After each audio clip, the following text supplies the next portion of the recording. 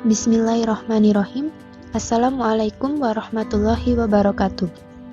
Alhamdulillah, syukur kita ucapkan atas nikmat kesempatan yang Allah Subhanahu wa Ta'ala berikan kepada kita. Pada kesempatan kali ini, kami akan menyampaikan materi presentasi yang berjudul Unsur-unsur dakwah, Profil Ideal Dai, Kondisi Sosial Mad'u, dan Pokok-pokok Madda al-Dakwah. Perkenalkan kelompok kami, Mitra Sawitri NIM 36200013, Angfi Ahyanul Isra NIM 36200011, dan Dinda Rosiana NIM 362036. Profil ideal dai. Seorang dai harus profesional, dan ini berlaku juga untuk setiap yang hendak menyampaikan, mengajak orang ke jalan Allah. Sebab Rasulullah SAW bersabda, "Balagu anni walau ayah." Sampaikanlah ajaran dariku walaupun satu ayat. Hadis riwayat Bukhari. Karena setiap orang yang menjalankan aktivitas dakwah hendaknya memiliki kepribadian yang baik sebagai seorang dai. Sebab jaya dan suksesnya suatu dakwah sangat tergantung kepada pribadi dari pembawa dakwah itu sendiri. Pada klasifikasi kepribadian seorang dai, yakni yang bersifat rohaniyah, pada dasarnya mencakup masalah sifat, sikap, dan kemampuan dari pribadi seorang dai.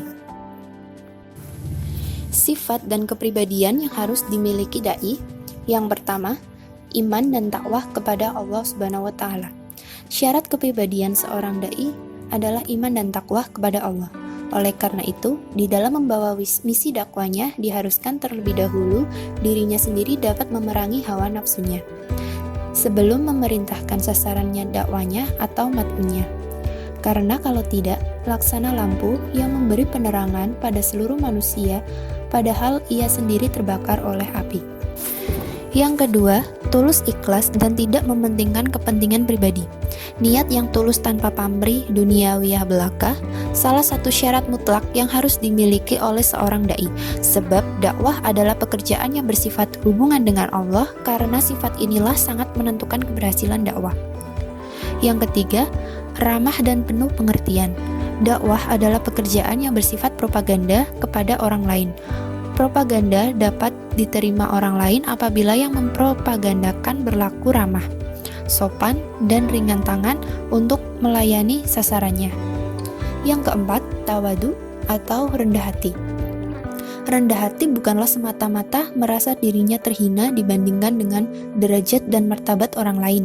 Akan tetapi, rendah hati seorang dai adalah rendah hati yang berarti sopan dalam pergaulan, tidak sombong, dan tidak suka menghina dan mencelah orang lain. Yang kelima, sederhana dan jujur. Kesederhanaan merupakan pangkal keberhasilan dakwah. Sederhana bukan berarti di dalam kehidupan sehari-hari selalu ekonomis dalam memenuhi kebutuhannya. Akan tetapi sederhana bermaksud tidak bermegah-megah, angkuh, dan lain sebagainya. Sehingga dengan sifat sederhana ini, seorang tidak merasa segan dan takut kepadanya. Sedangkan kejujuran adalah sebagai penguatnya. Orang akan percaya terhadap segala ajakannya apabila pengajak sendiri dapat dipercaya, tidak pernah ingkar dari apa yang dikatakannya. Profil ideal dai juga terpaut pada perkataan, perbuatan, dan percontohan atau uswatun hasanah sebagai suatu simbol yang harus diperbuat dan dilaksanakan dai dalam kegiatan dakwah. Yang pertama, penyampaian pesan dakwah harus menggunakan bahasa yang jelas, baik lafal maupun maknanya. Dai harus menggunakan bahasa yang jelas sesuai dengan kaidah bahasa, makna yang dimaksud dan isinya benar, serta perkataan harus terang dalam arti dapat dipahami oleh khayala, tidak terlalu cepat dan tidak terlalu lambat dalam berpidato. Yang kedua, tidak takhaluf. Formulasi kata yang dipakai dai secara bahasa tidak memberatkan atau berlebihan. Dan secara etis, seorang dai tidak menggunakan saja kata puitis yang aneh sehingga sulit dipahami oleh hadirin, karena prinsip pesan dakwah adalah diterimanya message oleh mad'u. Dalam arti dai profesional bertutur kata sesuai dengan kadar nalar dan kemampuan audiennya. Yang ketiga, memilih perkataan yang halus dan lembut. termasuk hadirkan juga bantahan agar mereka kembali dari kekafiran. Yang keempat, menjaga perkataan sesuai dengan forumnya. Seorang dai haruslah berbicara sesuai dengan kondisi kegiatan dakwah, misal khutbah, muhadarah, ceramah, pelajaran, percakapan, makalah cerita, harus disampaikan dengan baik sesuai situasi yang dimaksud dan konsep ilmu di bidang kegiatan yang dimaksud. Yang kelima, dai sebagai penegak amar ma'ruf nahi mungkar. Ukuran al-ma'ruf adalah apa yang dianggap baik syariat dan akal, sedangkan kata mungkar adalah lawannya.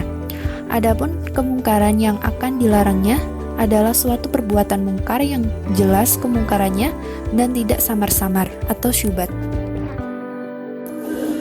Kondisi sosial mad'u. Secara psikologis, manusia sebagai objek dakwah dibedakan oleh berbagai aspek. Yang pertama, sifat-sifat kepribadian, yaitu adanya sifat-sifat manusia yang penakut, pemarah, suka bergaul, ramah, sombong, dan sebagainya. Yang kedua, inteligensi, yaitu aspek kecerdasan seseorang, mencakup kewaspadaan, kemampuan belajar, kecakapan berpikir, kesanggupan untuk mengambil keputusan yang cepat dan tepat, kepandaian menangkap dan mengelola kesan-kesan atau masalah, dan kemampuan mengambil kesimpulan. Yang ketiga, pengertian, keterampilan, nilai-nilai, dan peranan. Sasaran dakwah dalam masyarakat. Masyarakat yang merupakan sasaran dakwah tersebut meliputi masyarakat yang dilihat dalam berbagai segi. Yang pertama, sasaran yang menyangkut kelompok masyarakat dilihat dari segi sosiologis berupa masyarakat terasing, pedesaan, kota besar dan kecil, serta masyarakat di daerah marginal dari kota besar. Yang kedua, sasaran yang menyangkut golongan masyarakat dilihat dari segi struktur kelembagaan berupa masyarakat pemerintah dan keluarga.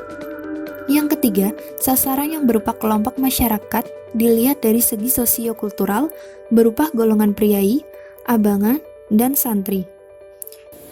Yang keempat, sasaran yang berhubungan dengan golongan masyarakat dilihat dari segi tingkat usia berupa golongan anak-anak, remaja, dan orang tua.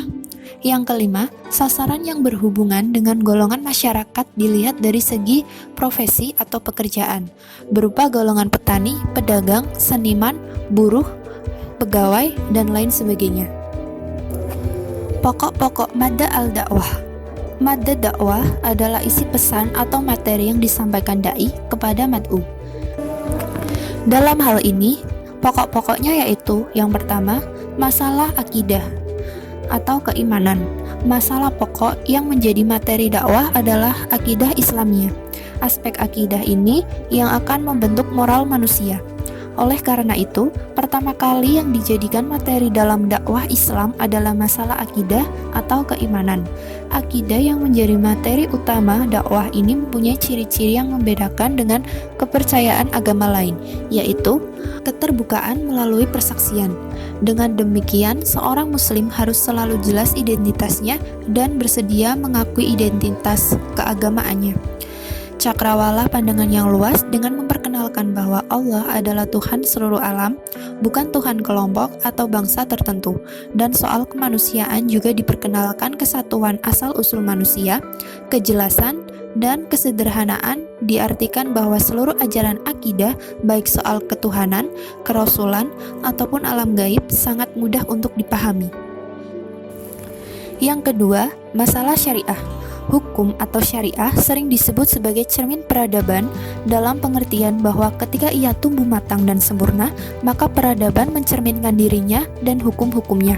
Pelaksanaan syariah merupakan sumber yang melahirkan peradaban Islam, yang melestarikan dan melindunginya dalam sejarah. Syariah yang menjadi kekuatan peradaban di kalangan kaum muslimin. Yang ketiga, yaitu masalah akhlak.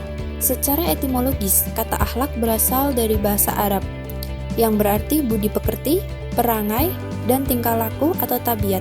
Sedangkan secara terminologi, masalah akhlak berkaitan dengan masalah tabiat atau kondisi temperatur batin yang mempengaruhi perilaku manusia. Demikian isi presentasi kami. Semoga apa yang kami sampaikan dapat bermanfaat bagi kita semua. Bila ada kekurangan, mohon maaf karena kesempurnaan hanyalah milik Allah Subhanahu wa taala saja. Akhirul kalam, wabillahi taufik wal hidayah. Wassalamualaikum warahmatullahi wabarakatuh.